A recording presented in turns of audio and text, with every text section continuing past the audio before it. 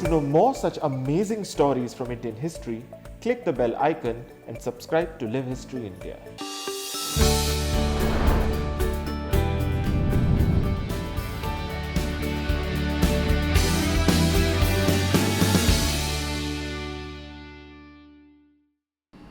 Hello and welcome to LHI's Book Club. I'm Minnie Menon, and today we put the spotlight on an interesting book that tells us the story of a whole period through the course of a river, the Hoogly. The book I'm talking about is Hoogly, the Global History of a River by SOAS professor and a professor in Paris, Robert Ivermee, who joins us from Paris. Robert, thanks so much for joining us on the book club. I must tell you, I really enjoyed the book also because I spent a fair amount of time tracing that journey down the Hoogly from Murshidabad actually all the way to Bengal and Chandranagar, and I found the insights that you've shared, the little stories that you've shared, really fascinating. So my first question to you really is, how did this book come about, and how did your journey of discovering the Hoogly start? Thank you, Minnie, and thank you for the invitation. The idea for the book came, I was thinking about this this morning, 10 years ago when I was a PhD student, spending a month or two in West Bengal. I was working at the time in the West Bengal State Archives in Kolkata during the week, and at the weekend I would go and explore places outside of the city.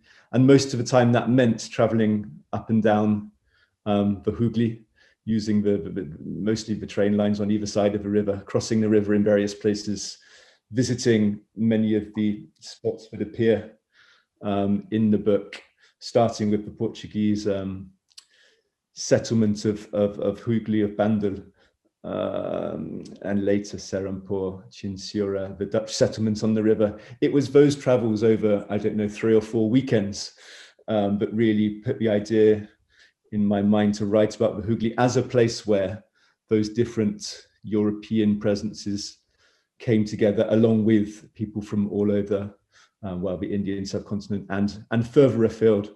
The Hoogly seemed a great place to focus on for a book looking at global and cross-regional connections, I suppose, because of the presence in such a short stretch of the river, really, of those different European and other companies.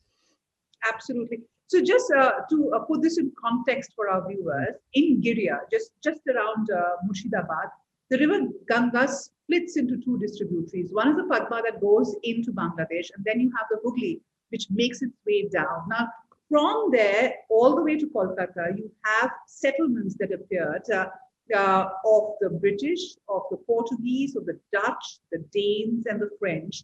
And all of this over a period of about the 16th century to, of course, the 20th century. And the whole history of colonial trade, of European political skirmishes, everything played out in this stretch.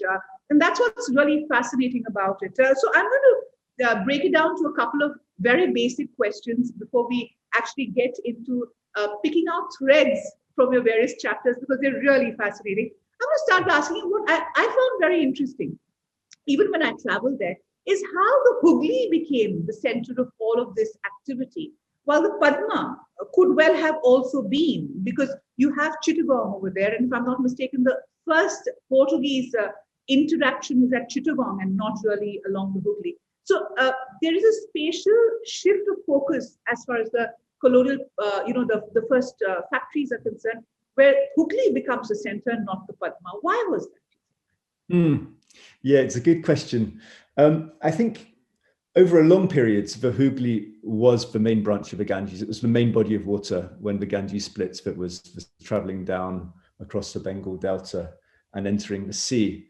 It's only later, from the 17th century, that the Hoogly begins to dry up, but the main body of water of the Ganges changes course and begins to enter the sea further east through the Padma and other branches. So certainly at the beginning of the period that I look at, the Hoogly is the main body of water. It's the most navigable of the channels of the Ganges, although as we will see, the navigation was very difficult. When Europeans start arriving in Bengal, I think they arrive further east, Chittagong and the Padma, slightly by hazard. They don't necessarily know where they want to get to. So the earliest Portuguese often arrive, in the town of Chittagong. Over time, the Portuguese begin to realize that the more favorable trading opportunities are on the Hoogly, so are further west, because of the better connections with the Ganges and Upper India at the time, because as Bengal becomes incorporated into the Mughal Empire, there is a degree of political stability on the Hoogly that doesn't necessarily exist further east. The Hoogly, we should say, I guess, for listeners who might not be familiar, is really where the delta begins. So on one side of the Hoogly, you have the kind of hard ground of and the hills of kind of that part of northeast India. But then on the other side, on the eastern side of the Hoogly, the left bank, if you like, you have really the beginnings of the delta, with many waterways heading further eastwards. Yes, I think we should note the fact that the Hoogly has been, for many centuries, going back, I think, to the period BC, in fact, that has had the most significant agricultural settlements and the most significant ports, trading settlements, going a long way back in time. So in that sense, it is the natural place for European settlers to focus on, sorry, European traders to settle on when they begin arriving in Bengal, even though it takes them, let's say, 40 or 50 years to really begin to realize that. You know, what I also find interesting is sitting out of Mumbai, originally Bombay, you have a tendency to look at the Portuguese as a West Coast phenomenon, right? I mean, of course, you know, battle is there, but you don't realize how early the Portuguese actually entered the Hoogly Delta and how they did so by default, which I also find very interesting, because it was really to fuel the Malacca trade that they actually come to Bengal. But this is really, really early in the game, the early 16th century, for instance. And that's very interesting because they also create quite a powerful base in the town of Hoogly, which, according to you, by the 1630s, even the Mughals couldn't enter without permits from the Portuguese, which I find very amazing. At that time, the Mughals were in control, so to say. So this early phase of the Portuguese is fascinating. How far did your research take you there, Robert? Yeah, you're absolutely right to say that most people, when they think of the Portuguese in India, focus on the west coast. They think of Goa, especially, and also maybe Cochin. It's only 20 or 30 years that the Portuguese are on the west coast of India before they start considering the possibility of trade with northeast India and with Bengal specifically.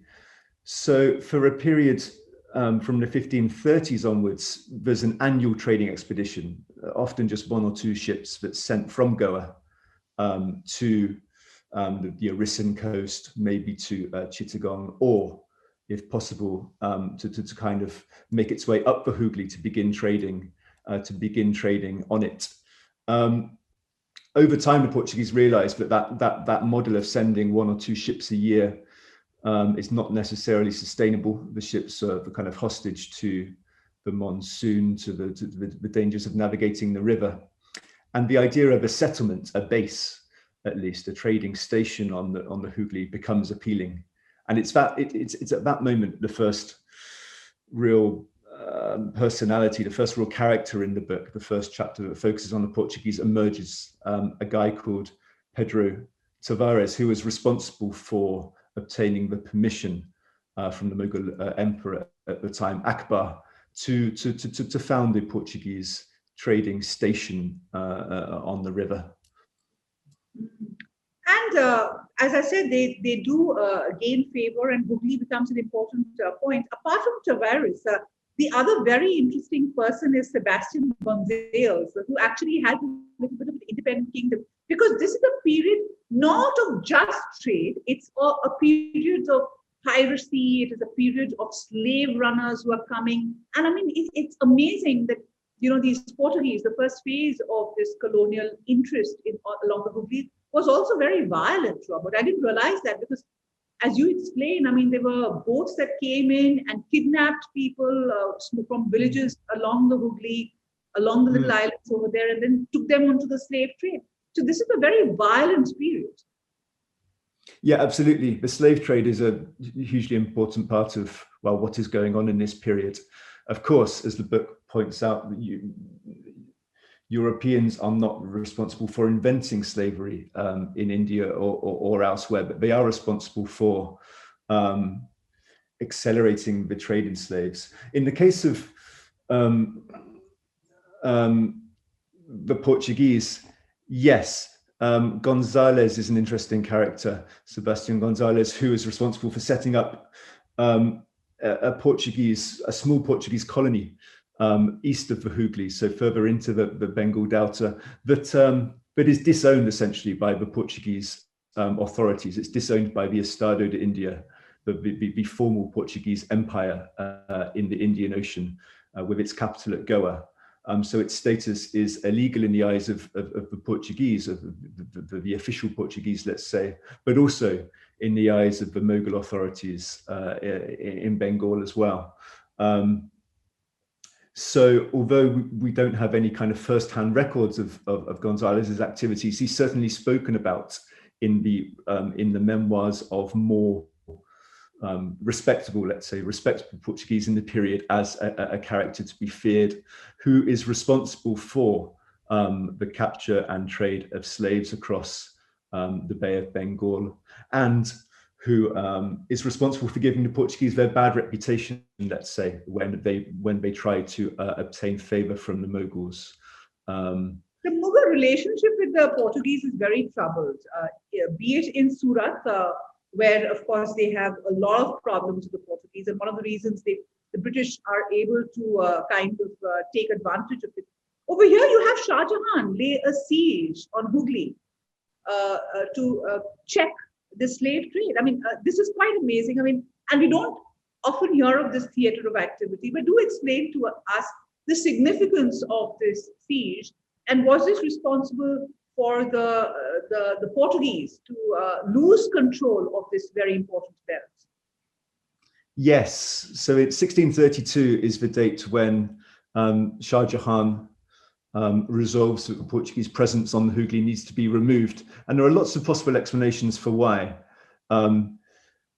Slightly earlier, when Shah Jahan ascends to the throne, the Portuguese at Hoogly have not offered their support for him. They've backed one of his rivals, which may have been something that riled him.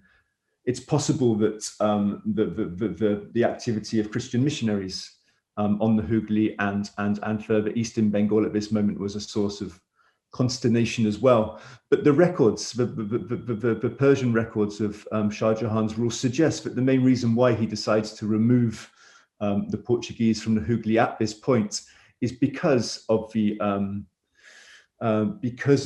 presence of slaves at Hoogly, and the increasingly close links between the respectable Portuguese at Hoogly and Gonzales and Portuguese outlaws further east. So increasingly, the slave trade and slavery arrives in the Portuguese settlement at Hoogly, and the lines between legal and illegal in terms of the Portuguese presence in Bengal become blurred. Shah Jahan, like the Mughal emperors before him, and Akbar as the first to grant the Portuguese permission to found Hoogly, he tolerates the presence of the Portuguese. To an extent, he welcomes their presence as a source of revenue. But this changes in the year 1632 when the attack on Hoogly takes place after a relatively short siege because of the vast numerical superiority of the Mughal forces. the Portuguese are forced to flee Hooghly. And although they do return to Bengal after that, this marks the moment really where the Portuguese ascendancy on the river comes to an end. And as we will go on to say, I guess, the other Europeans, the Dutch and English especially, see an opportunity to move into Bengal. Right. I have one question on the Portuguese because, a lot of the Portuguese period was also interpreted by later historians, very influenced by the British. Also, there are two aspects to it. One is, I think, the Portuguese rule or influence represents a very early phase of colonialism, which was marked out by brute power, a lot of slave trade, etc. It was a more violent form. Of course, not that there wasn't violence. I mean, colonialism was, violent in every respect. But what is also interesting is that they're often brushed aside as rogues who came in and, kind of took control. But what is interesting is the impact the Portuguese had at that stage on the cuisine, on food and language, because a lot of that great food exchange with Latin America, etc., played out. And a lot of the food that we see as given in India or in Bengali cuisine actually owe their early introduction thanks to the Portuguese. I mean, we had done a story on the Sandesh, for instance, and how it has a very strong Portuguese connect. So, do you think there is this memory of the Portuguese past in Bengal? Because Bengal is, of course, there, and there's this fabulous cathedral over there, and the Bengal cheese is there. But beyond that, when you traveled through, did you manage to draw the connections from then to now? It's difficult. It's certainly more difficult than when you visit somewhere like, yes, Goa on the western coast. There is the Portuguese, or the cathedral that now sits on the site of the original Portuguese church at Hoogly. Although it's gone through several iterations. The previous iteration of the cathedral was destroyed in an earthquake at the end of the 19th century, I believe. The final paragraphs of the chapter of the book on the Portuguese presence suggest some of the words that have entered into Bengali and other Indian languages from Portuguese. Yes, many of the food, many of staples, I guess, of Bengali or of Indian cuisine now are imported from places like South America by the Portuguese. We should note that this is a period when Portuguese present in India are usually marrying Indian women. They're marrying locally, so there is and having children. So there is a racial hierarchy, but that hierarchy is more blurred over times, I guess, because of the presence of mixed race children. There is that kind of cultural intermingling.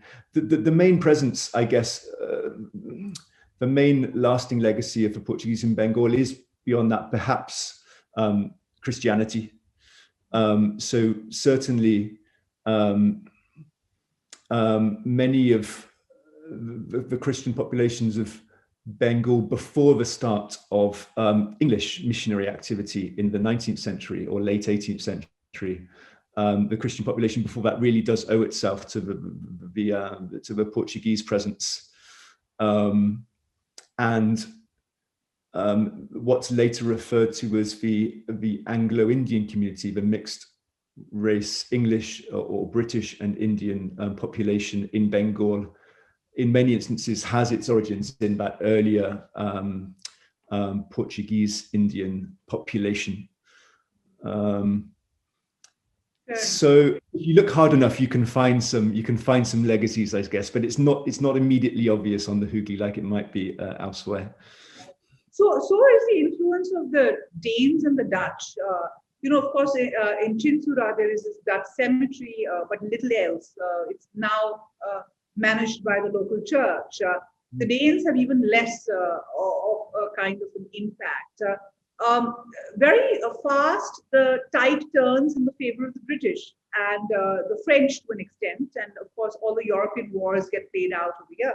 But what I also found very interesting was how the British, I didn't realize it, shift their focus to the Hoogly and the East because of a famine in 1630, which has an impact on the west of India, and it is to find new opportunities that they move east, which I found very interesting. Yes. So one thing that the book doesn't have is a chapter dedicated to the Dutch. So there is a period after the Portuguese fall of Hooghly in 1632 for about the next 50 years. So let's say through to 1680, where the Dutch are the main trading presence on the river. And that's dealt with in the book in the chapter that explains the rise of the English East India Company, because to an extent, the rise of the Dutch and the rise of the English trading presences on the Hoogly go hand in hand in the second half of the 17th century. But yes, the Dutch settlement of Chinsurah is founded just below Hoogly, the Portuguese settlement of Hoogly on the river. And then the English turn their attention to Bengal too. So yes, at the beginning, it's Surat on the northwest coast of India. It is the main port of call for the Dutch and English trading companies when they arrive in India. It's partly because of famine, as you say, that in that region and further south on the western coast, that the English start to turn their attention towards Bengal. It's also because of the exactions, the demands made by the Mughal governor of Surat at the time. Trade becomes very difficult for the English and Dutch, and indeed the French, from the 1680s onwards in West India, because of the demands made by the Mughal governor. One result of that is that the English decamp from Surat to Bombay on the western coast, but they also increasingly turn their attention to Bengal.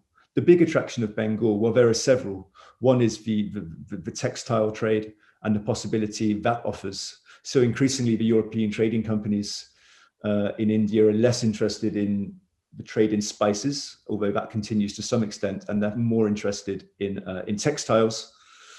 They're also interested in Bengal because of the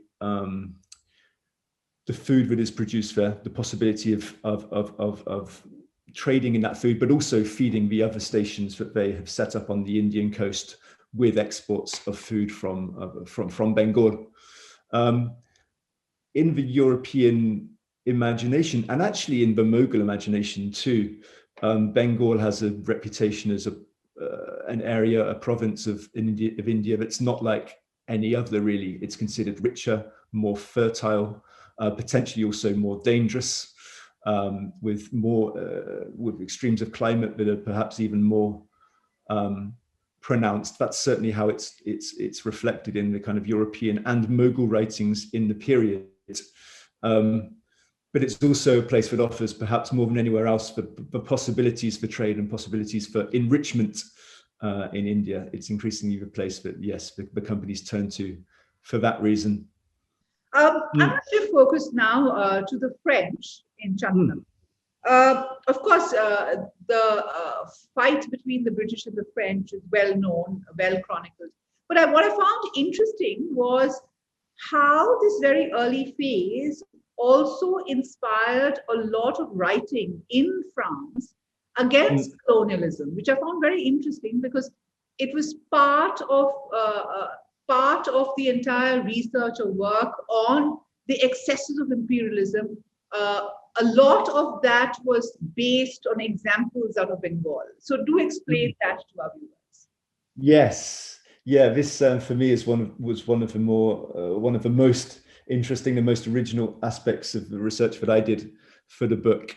So the backstory here really is that the French are late, certainly later than the Dutch and English, to begin trading with India, to set up a trading company that has the monopoly on trade between Europe and France in their case. So there is a French presence in Bengal and on the south coast of the Coromandel and Malabar coasts in India from the mid 17th century onwards. But the attitude in France towards that trading company is quite ambivalent. The company doesn't receive much government support. It doesn't receive a huge amount of private investment. It isn't, frankly, very successful. That begins to change in the let's say the 1720s, 1730s. So the middle third maybe of the 18th century, when in southern India, French trade, but also French territorial possessions begin to grow, as you mentioned, Minnie, and as is familiar to lots of historians and people interested in the period. The result of that growth of French influence is the conflict with Britain, the 7 Years' War, the loss of French territorial possessions. By 1760, France, any French possessions that did exist have been removed, taken into English hands. And the French are left at the end of the 7 Years' War, so in 1763, with the peace treaty that is signed between England and France, with the possession of just 3 very small trading stations: Pondicherry on the Coromandel coast, Mahe on the Malabar coast, and Chandernagore on the river Hoogly. So we're making our way gradually down the river here from the Portuguese settlements of Hoogly to the Dutch at Chinsura, and just beneath the Dutch, the French station of Chandernagore. The activities of the French East India Company and the activities of the English East India Company are the subject of sustained critique by writers, thinkers in France from the 1760s onwards. So from the moment it becomes clear that the French have lost their possessions and have lost the 7 Years' War. And some of those writers who are interested in events in India in this period are kind of the household names of the French Enlightenment. So we're thinking here about Voltaire, Diderot, Rousseau to an extent, Montesquieu too in an earlier period. Their thoughts, their evolving thoughts in India are traced in the book. Certainly, Voltaire and Diderot are very critical of European colonialism. They're very critical of the way in which trading with India had become not just trade, but also violence and conquest. They study, among other things, the tragic famine on the banks of the Hooghly and more widely in Bengal in 1770 and 71, and make a link with the activities of the English East India Company in Bengal in the period. They rely heavily, we should say, in their writing on 2 or 3 strong critiques of European activity on the river, who had witnessed events firsthand in Bengal in the 1750s and 1760s. So there is a disgruntled employee of the English East India Company, William Bolts, who writes an influential text criticizing the idea of a trading company, the English East India Company, transforming itself into a territorial power, a power motivated by conquest rather than simply trade. And a second critic, a guy called Alexander Dow, who similarly narrates the events in Bengal that have led to the deposition of the Nawab of Bengal, the establishment of the English East India Company as the de facto ruler of Bengal on the banks of the Hoogly. Those events are, to an extent, understood by Enlightenment thinkers in France in the period, and they show an interest in it. Partly perhaps they are concerned by the fate of Bengal and of people in Bengal in the period. They're also using the activities of the European trading companies on the river, the English and the French, as a stick, I guess, with which to beat their own country, to criticize the despotic exercise of power in France in the period, to criticize the French monarchy. to make an argument for the need to sweep away some of the institutions, I guess, of the ancien régime in France.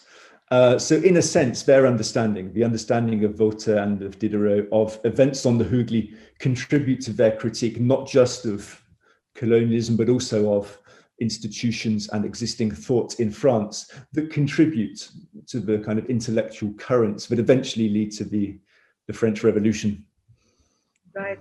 What's also interesting is, it's a flash in the pan, Robert, because they quickly forget. I mean, Europe quickly forgets the excesses. And of course, while there is some criticism against the East India Company, that's largely to get the control back to the crown.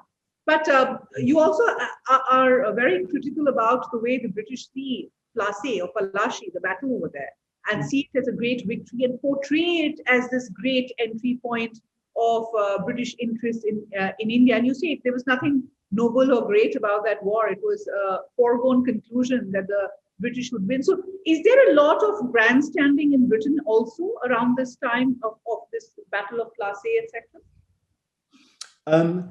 I think what the book tries to do when it tackles Plassey and the English sort of takeover of Bengal in that period is try to sweep away the myths that were established about the origins of British rule over India in the 19th century. So it's really in the 19th century that, for example, the Battle of Plassey is invested with this myth of a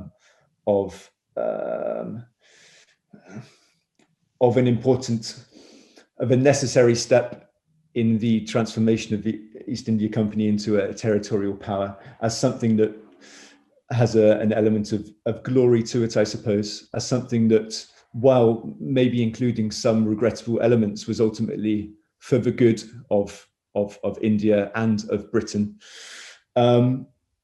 It's really in the 19th century that, in an attempt to show the origins of the British Empire in India in a positive light, the events of Plassey are distorted. We see that there is a strong current of criticism in England as well as in France of what is going on the Hoogly. So of the idea that a trading company can become a territorial power, that it can be responsible for the administration of justice, for starting and ending wars, for appointing and removing Indian rulers and acting as I said, as the kind of de facto power in Bengal. Many people in late 18th century London are very conscious of the fact that a trading company shouldn't be ruling, an increasingly large part of, the Indian subcontinent. They're aware of the contradiction between a company set out to trade and make profit, increasingly being involved in government and the administration of justice, let's say, and the injustices that result.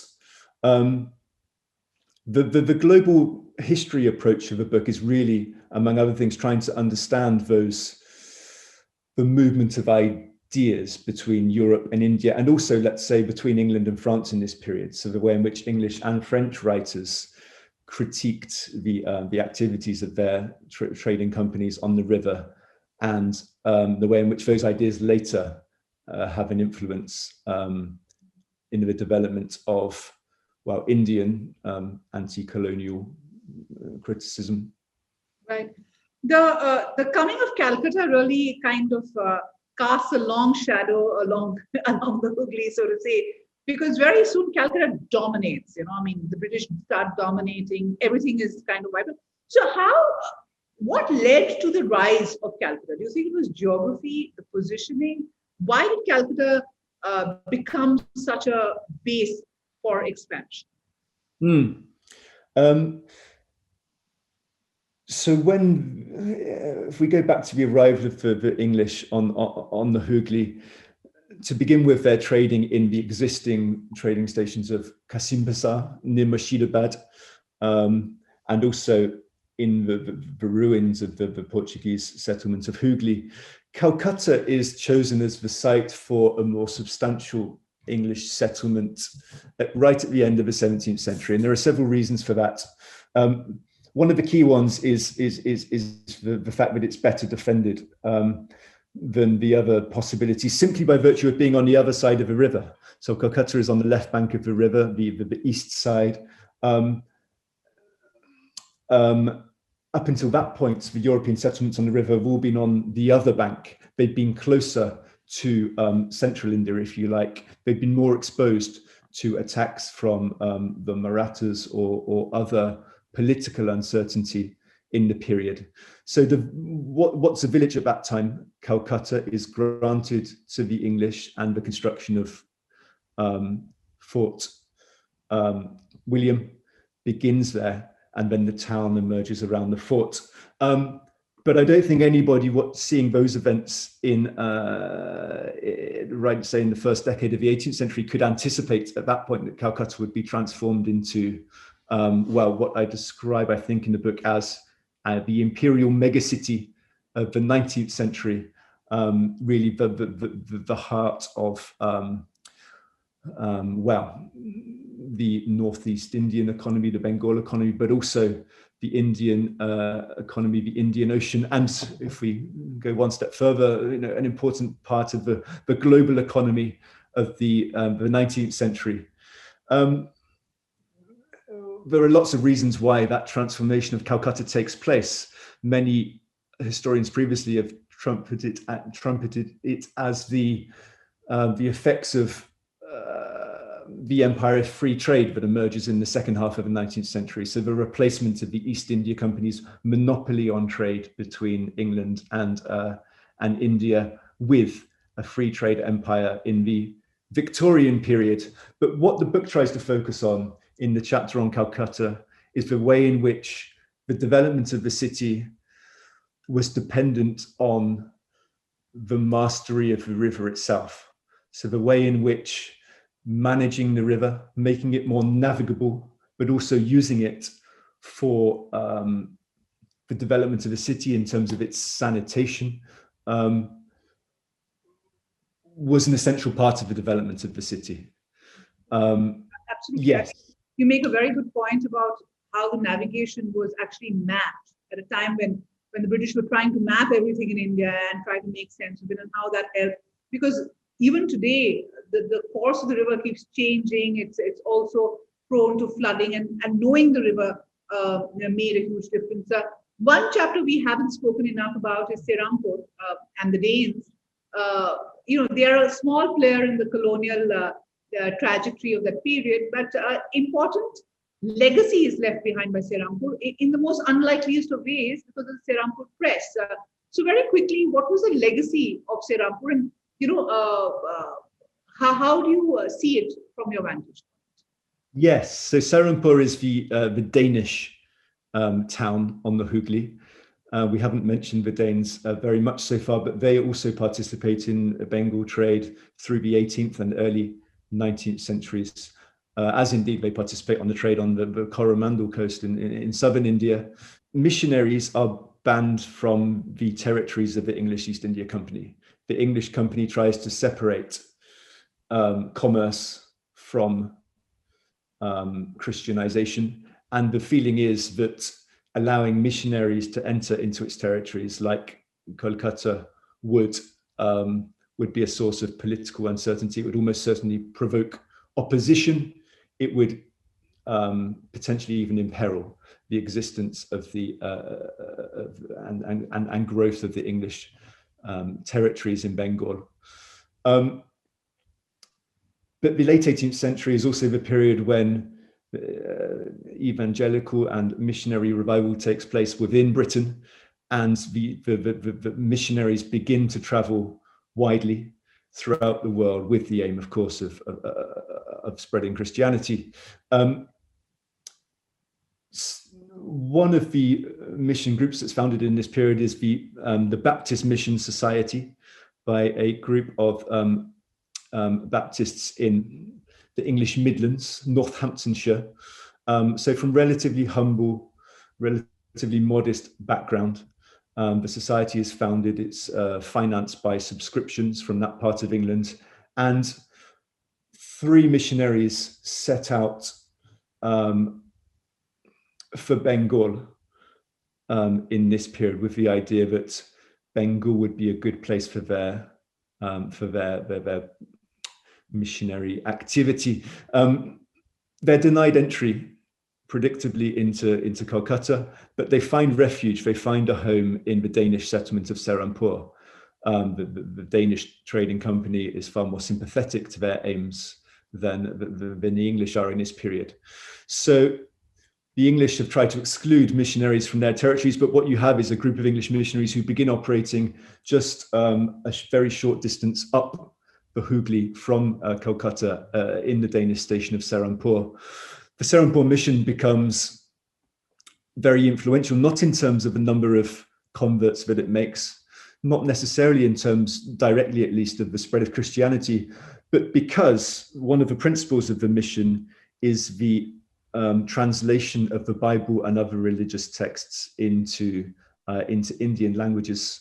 One of the first printing presses in Bengal is established at the mission settlement in Serampore. The translation of the Bible into Bengali, but into a huge range of Indian languages, actually begins in the first 2 decades of the 19th century. Increasingly, other types of texts are produced at the press as well. The work of translation is very important, and some learned scholars, I guess, are attracted from Calcutta and elsewhere to settle at Serampore and work on those translations. The mission press becomes hugely influential in the production of grammars and dictionaries of Indian languages, as well as the dissemination of religious texts. There are other activities that the Serampore mission, the Baptist mission, is involved in, setting up a network of schools with the college, Serampore College, at its center. But it's really for the activities around translation and printing, and the development, I guess, of a print culture in Bengal in the first few decades of the 19th century that the mission is most influential. Right. These are, of course, just some of the stories that really stood out for me in the book Hoogly. There are many, many interesting personalities, anecdotes, interesting turning points and milestones that you must read about. But what also was very interesting reading from your book, and also because we traveled over there, is the connection with that period seems to have gradually gone off. Of course, Chandinagar is great. I mean, there is a movement to revive it. There's a lot of evidence. Chinsura Cemetery is like a little island in the middle of a regular city or town in Bengal. Bandel is there, but there's a very, very little memory because life has moved on, you see, Robert. But yeah. And so a book like this is important just to put in context how important that stretch was in the global scheme of things. But what are the lessons from that today, you think? And I have a separate question on the ecological and environmental impact, but from that period today, what do you think are the lessons from history?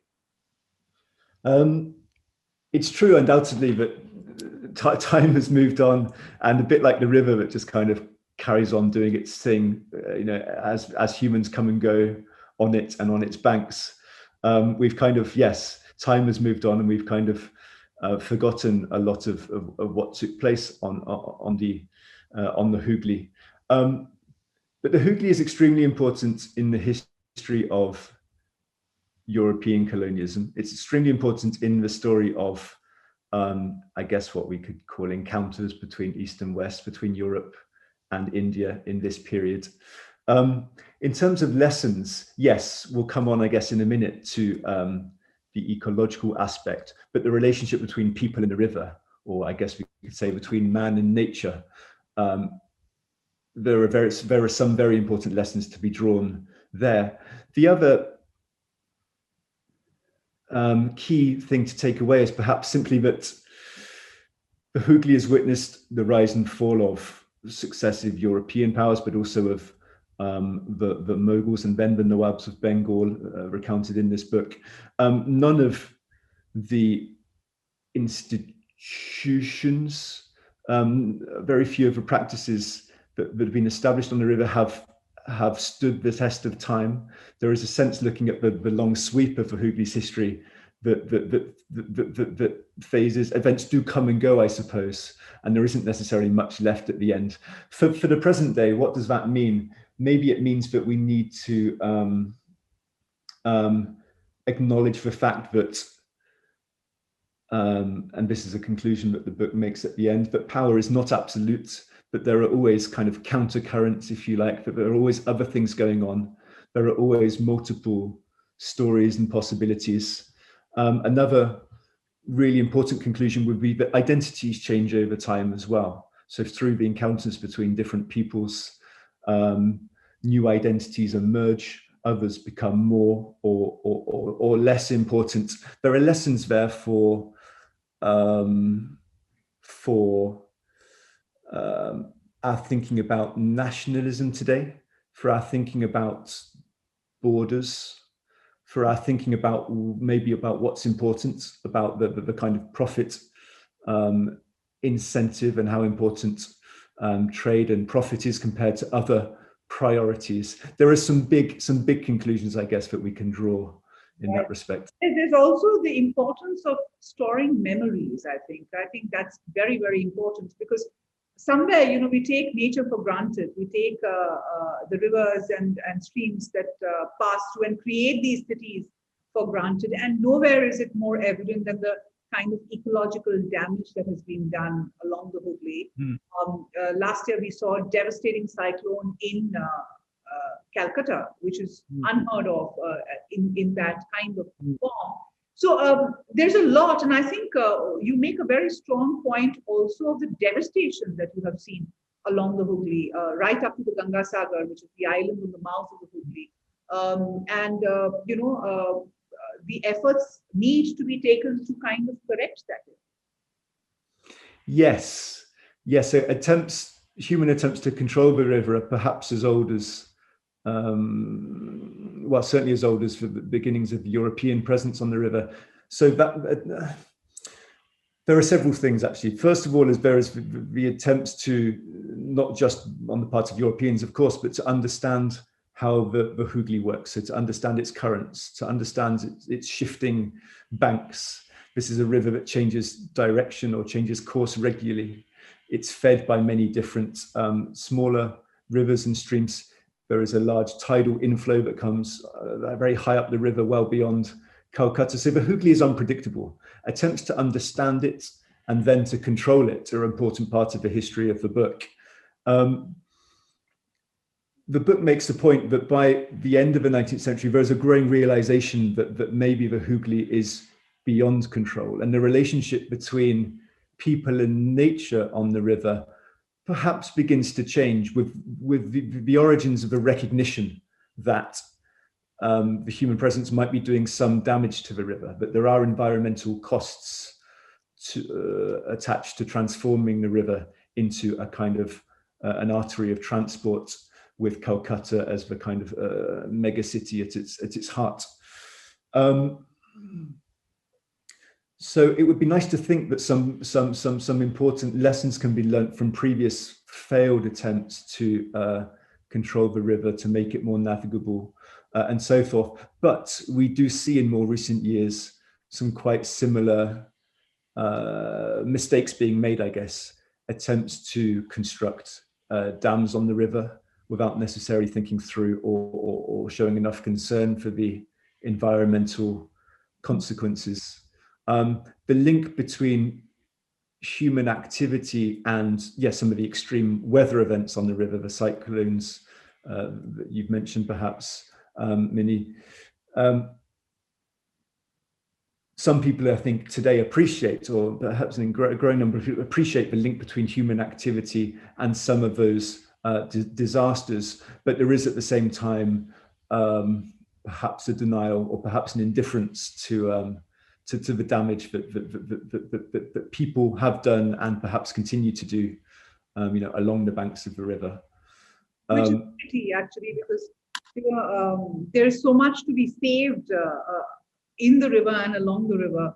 And I think really thank you so much for doing this book, Robert, because it's really helped us understand those little towns, those little cities with very familiar names, with steeped histories.